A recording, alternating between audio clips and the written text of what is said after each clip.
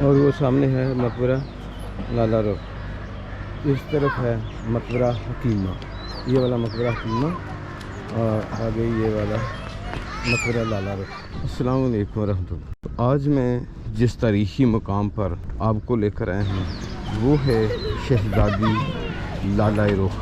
یہ مقبرہ حسن ابدال میں واقع ہے۔ اس کے بارے میں تھوڑی سی آپ کو ہسٹری سنا دیتا ہوں۔ تھامس مور کہتا ہے کہ مظلوم افسانوی داستان لالا رخ کا کردار فران پورٹ برنیٹر بیان کردہ اورنگزیب عالمگیر کے سفر کشمیر کے دوران شاہی خاندان کی ایک اہم ترین شخصیت روشن آرا بیگم سے ملتا جلتا ہے۔ تھامس مور کی لالا رخ ایک متحرک اور انسانی جذبات سے لبریز شخصیت ہے۔ قطع نظر اس کے کہ لالا رخ کے افسانے کی تاریخ، حیثیت اور حقیقت کیا ہے۔ تھامس مور کی نظر میں بیان کردہ کہانی کا خلاصہ کچھ ایسے ہے کہ وہ اپنی ایک نظم میں لکھتا ہے کہ لالا رخ مغل شہنشاہ کی چہیتی بیٹی ہے جس کی شادی کی تقریب شالیمار باغ سری نگر میں منعقد ہوئی۔ سری نگر کی جانب رواں دواں شہزادی لالا رخ کا قافلہ بڑی شان و شوکت اور آن بان سے دہلی سے سوئے کشمیر روانہ ہوتا ہے۔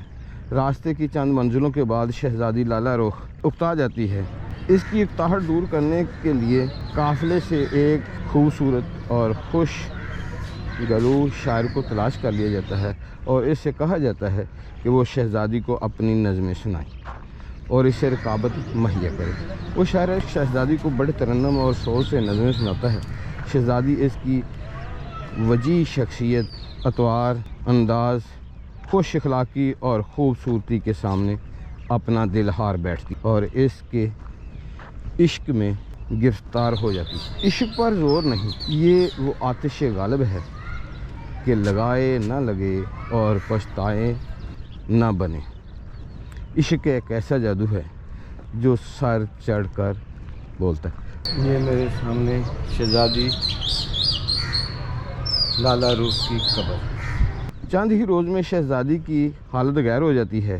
اس پر دیوانگی کی کیفیت طاری ہونے لگتی ہے، رنگ پیلا ہو جاتا ہے اور کمزور ہوتی چلی جاتی ہے۔ ڈاکٹر، حکیم، وید اس کے علاج کے لیے بلائے جاتے ہیں لیکن مرض بڑھتا گیا جوں جوں دوا کا معاملہ بن جاتا ہے۔ دیری شنا قافلہ سری نگر پہنچتا ہے۔ شہزادی لالا رخ کو شالیمار باغ میں بڑے اعزاز و اکرام کے ساتھ ٹھہرایا جاتا ہے اور اس کی شادی اس کے مرضی کے خلاف ایک طے شدہ پروگرام کے مطابق شہزادے سے کر دی جاتی ہے۔ شہزادی کی تقریبات شالیمار باغ میں دھوم دھام سے منعقد ہوتی ہیں لیکن شہزادی کی حالت غیر ہو جاتی ہے۔ بالآخر شہزادی کی رخصتی ہو جاتی ہے اور ٹوٹے دل اور بوجھ قدموں کے ساتھ اپنے شہزادے کے حجرۂ عروسی میں پہنچ جاتی ہے تو اس کی خوشگوار حیرت کی انتہا نہیں رہتی کہ وہی شہزادہ اس کا جیون ساتھی بن چکا ہے جو ایک شاعر کا بیس بدل کر اس کا شریک سفر تھا۔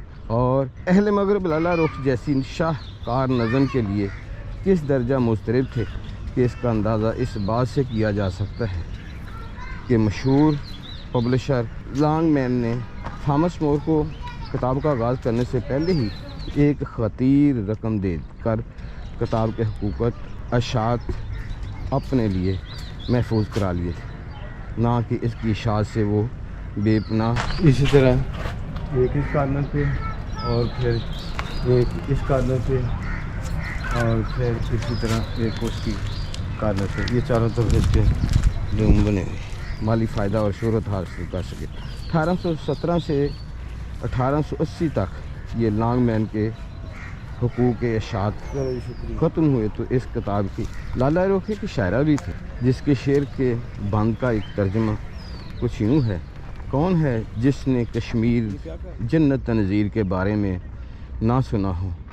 اس کی ہری بری وادیاں، شفاف جھرنے، جھیلیں، جیسے محبت بری نیلو آنکھیں ان کے ہمدوش ہوں۔ فطرت کی رعنائیوں نے کشمیر کو ایک جنت عرضی کا روپ دھار دیا ہے۔ تو یہ ناظرین یہ تھی شہزادی لالہ رخ کی کہانی۔